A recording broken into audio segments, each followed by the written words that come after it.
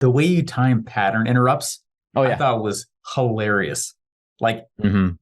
because you don't do webinars with your face showing on the side, right? That way you can like tweak and edit the copy or the audio. I actually don't. I actually just do Right. slides and voice because it's easier to splice things out. Aren't you Yeah. doing like little sound effects in the background that are Yeah. artificial Oh, after for the sure. point and things like that? Yeah, no, so that's another thing I do. And I got this from this idea isn't for me. Like I didn't wake up with a toilet thought or a shower thought. Like this came from gentleman named, his name is Nathan Laka. He's like big in the SaaS world. I think he's got like a magazine for software as a service. Brilliant guy. And I can't believe like not enough people watch. There's a video of him doing this, but like he breaks it down to where like, dude, you literally have the power to introduce auditory, visual, and like audience participation pattern interrupts, right?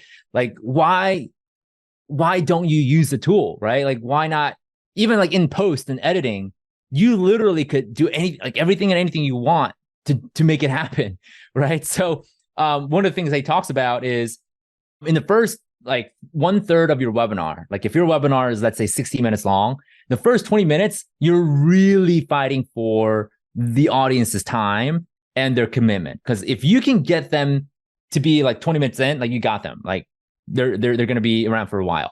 So in that first 20 minutes, you're just like bombing with pattern interrupts, but not like, don't be like, just like, don't pattern interrupt for the sake of pattern interrupting, like do it in an elegant way. So one of the ways I'll give you an example, like I'll give you one example and I'll save the rest is like, if you guys are watching this or listening to this, like I'll give you an example, right? Hey, just look at what Steve's wearing. Like, you guys all see that? Like, what does it say? Oh, it says capitalist pig, right?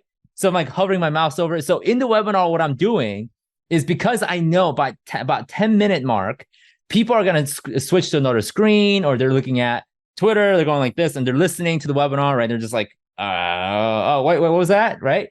So what I'm doing is in about 10-minute mark, I'm like, hey, okay, so you guys see this right here? You see this chart? Look what color that is. See that? So that's the interest like cost, right? So like I get people's attention, like visual pattern interrupt, right? Or I'll do something like super color. Like if you ever see, for those with kids, the YouTube channel Cocomelon. Like I know this seems like a weird thing, but if you watch Cocomelon, man, oh my gosh, they are good. They know what they're doing. Like a master at pattern. I even like I'm like, okay, they're switching scenes every 5 seconds. Look at the colors, like super vibrant. Like they switch every 5 seconds. That's all like pattern interrupt, right? For these like 4-year-olds that have like almost no attention span.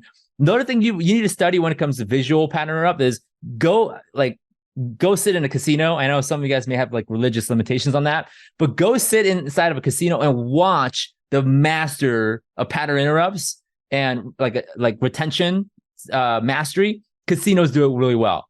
Like they got the really like flashy colors when you win something, the sound too, right? Like da da da da da, right? Like very celebratory. They are the king of dopamine, like inducing machine, right?